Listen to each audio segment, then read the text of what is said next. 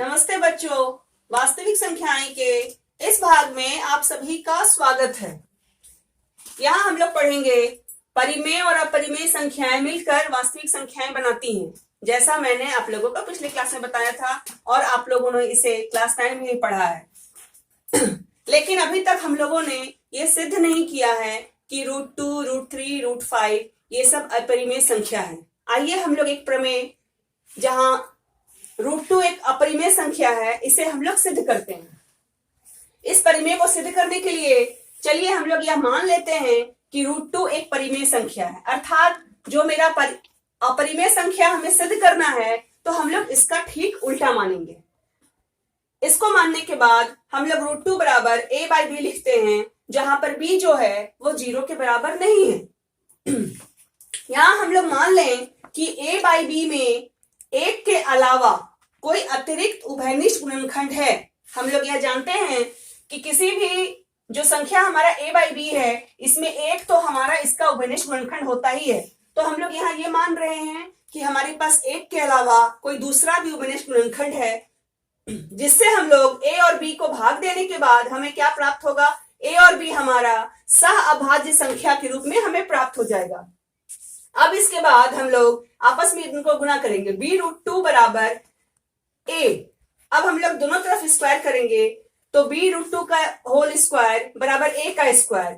b√2 को जब हम लोग आपस में इसी से फिर से गुणा करेंगे तो b का हो जाएगा b स्क्वायर और √2 गुना √2 हमारा हो जाएगा 2 बराबर a स्क्वायर। 2b स्क्वायर बराबर a स्क्वायर।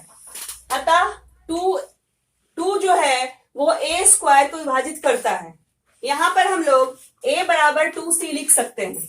जब हम लोग a बराबर 2c लिखेंगे तो फिर हम लोग उसे यहां बैठाएंगे।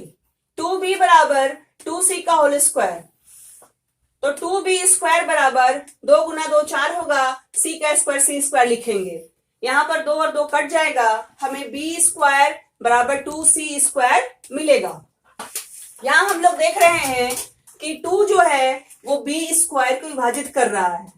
हम लोग प्रमेय से ये जानते हैं कि जब 2 b स्क्वायर को विभाजित करता है तो 2 जो है वो b को भी विभाजित जरूर करेगा। अतः a और b में कम से कम एक उभयनिष्ठ गुणनखंड 2 है। यहां पर हम लोगों को जो ये उभयनिष्ठ गुणनखंड 2 प्राप्त हुआ है, ये विरोधाभास है कि a और b में एक के अलावा कोई उभयनिष्ठ गुणनखंड नहीं है। ऐसा विरोधाभास क्यों प्राप्त हुआ? क्योंकि हम लोगों ने जो परिकल्पना की थी कि √2 एक परिमेय संख्या है, वो हम लोगों ने गलत परिकल्पना की थी।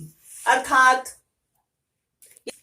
यहां सिद्ध हो गया कि √2 एक परिमेय संख्या है, ये बिल्कुल गलत है। मतलब √2 हमारा जो है वो एक अपरिमेय संख्या है, ये हम लोगों ने सिद्ध कर दिया। हम लोग यहाँ 2 निष्कर्ष पे पहुंचते हैं, जैसा आप लोगों ने क्लास 9 में भी पढ़ा है। एक परिमेय संख्या और एक अपरिमेय संख्या का योग या अंतर, मतलब जोड़ या घटाव, एक अपरिमेय संख्या ही होती है।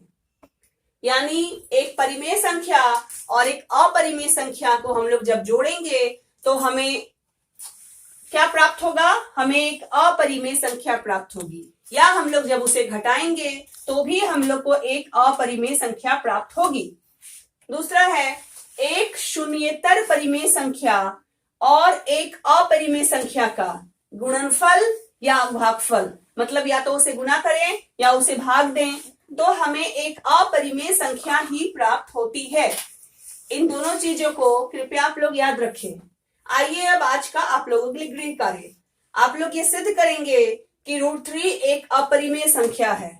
दूसरा है √5 एक अपरिमेय संख्या है। जैसा मैंने आप लोगों को बताया कि √2 एक अपरिमेय संख्या है, आप लोगों ने इसे देखा कि मैंने कैसे सिद्ध किया। ठीक उसी प्रकार आप लोग इसे भी सिद्ध करेंगे, √3 को और √5 को। धन्यवाद।